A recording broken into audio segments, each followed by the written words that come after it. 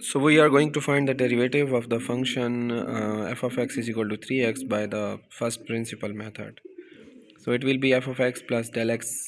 We are going to find that f of x plus del x minus f of x over del x, and then we will apply the limit to find the derivative of the 3x according to the first principle.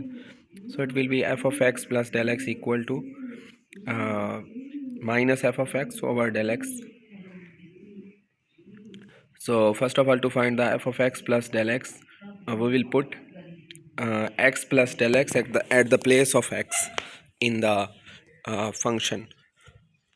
So this will be let's find the derivative. So we have to find the value of limit delta x approaches to 0, f of x plus del x minus f of x over delta x.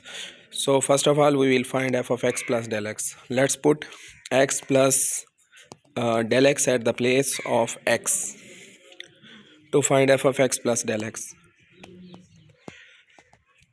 So now it will be f of x plus del x equal to 3 into x plus del x. So let's multiply the 3 inside, so it will be 3x plus 3 del x. Okay, so now we will put the value of both these in the equation number 1. Let's put the value of f of x and f of x plus del x in the equation number 1. So after putting the value, limit delta x approach to 0, f of x plus del x minus f of x over del x equal to limit delta x approach to 0.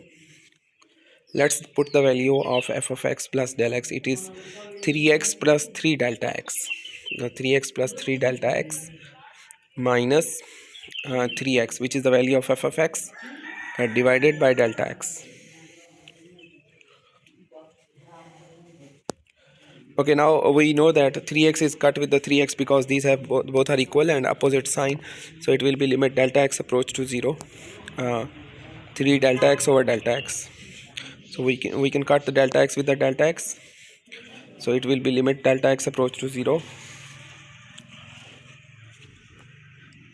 into 3, limit delta x approach to 0 into 3.